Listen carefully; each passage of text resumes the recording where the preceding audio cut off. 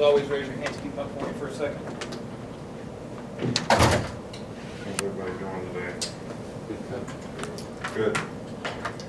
Well, we really trying to push the players in some difficult circumstances to stay focused, to make the improvements that we need to make in various areas of our team, and there are probably too many to mention, but I don't think it's anything that you wouldn't normally typically expect, you know, from a first game.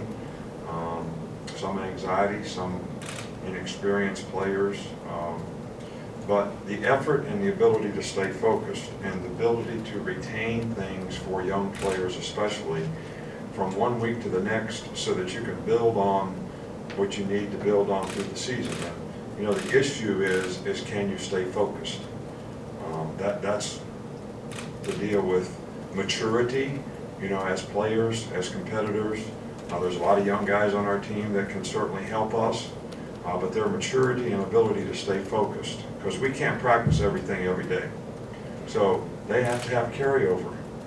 You know, I mean, I guess when we were kids, you know, we all had etch and sketch. You know what that is? Maybe some of you guys don't, unless you do it on your phone or something on the internet. You probably can't do it. But when I grew up, you know, you could draw on this thing, and then you pull the tab up and it goes blank, so you could draw something else. Well, we can't operate that way. I mean, if we go etch and sketch with the player, that means he doesn't remember anything from camp, he doesn't remember anything from last week, and we're starting all over, we're in trouble. So, but it's not that they don't know, it's the ability to stay focused, and that's going to be a challenge for us and something that we need to continue to work on. And distractions can't bother you. I don't care if it's the weather, I don't care if it's where you're playing. External factors cannot affect players' ability to stay focused and to perform and do their job at the level that we would like.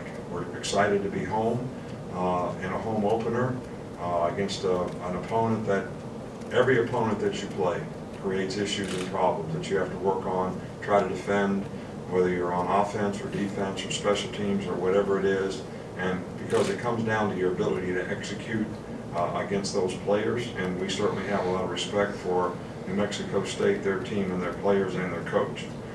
September is Suicide Awareness Month. You know, Terry and I have been very committed for the last probably, I don't know, 25 years at least, with the Jason Foundation, who has tried to create awareness for suicide prevention for many, many years now. And I think if we can save, you know, one young person with somebody being able to identify symptoms or whatever that may impact the choices and decisions they make relative to their future, I think it's a wonderful cause for all of us to be involved in and all of us to be aware of.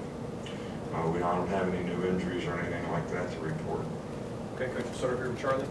Just wanted to ask about Hunter Brandon, if you have an update on him. You haven't seen him out there.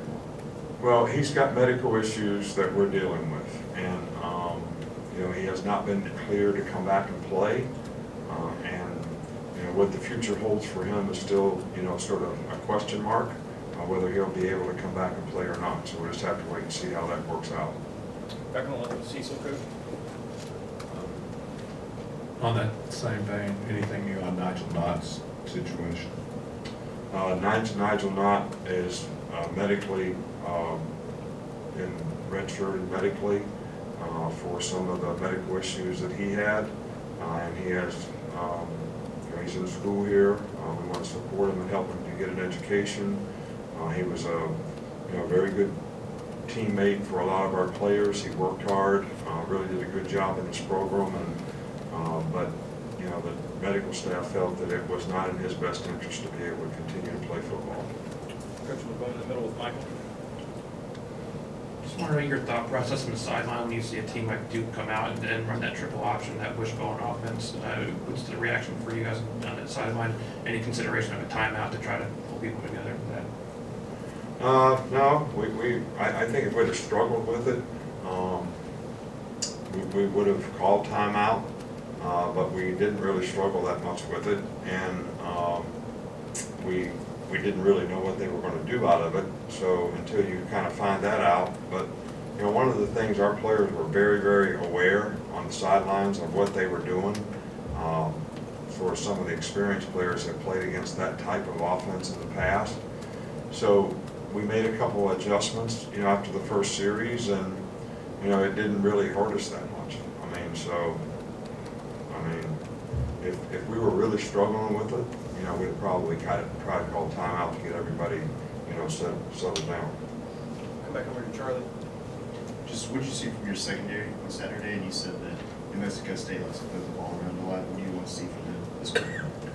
Well, there's going to be a lot of challenges, a lot of formations, a lot of adjustments.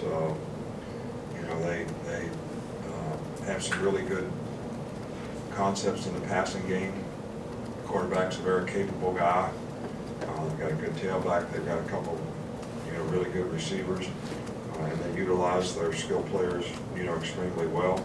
So it's going to be a challenge for us to cover, play the ball, tackle well in space, because these kinds of teams, the ball is going to be in space a lot on the perimeter. So, try to affect the quarterback up front relative to, the pass rush and all those kind of things. So, it's going to be a challenge for the entire team, but especially for the secondary. And I thought last week, other than not playing the ball in the deep part of the field very well, we tackled well. We didn't miss a lot of tackle on defense, period. And we played, pretty well in space. Did a good job of, containing the quarterback. We weren't worried about sacking that guy. We didn't want him to take off running, because he made a lot of plays running when he played a year ago.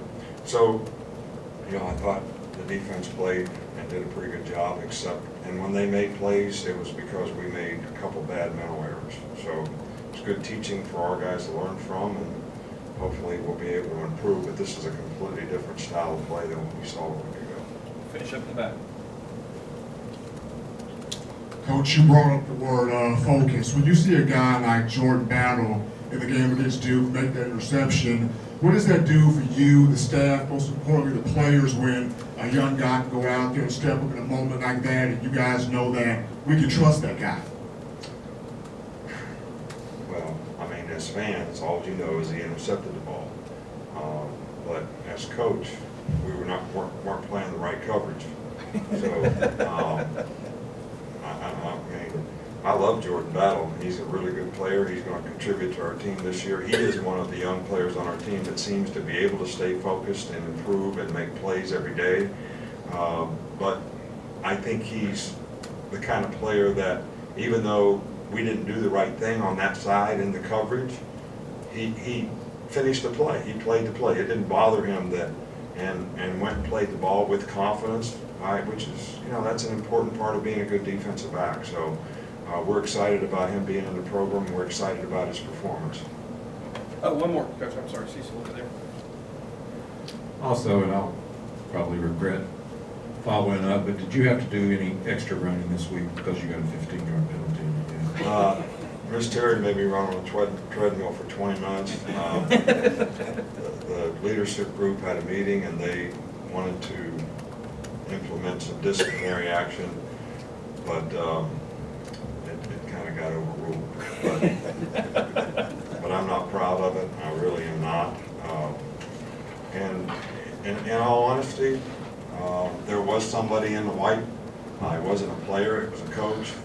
I thought they were upset because the players were celebrating a good play, and that sort of fueled my reaction. So, but anyway, it is what it is. I'll learn from it. Let's let the players learn from their mistakes.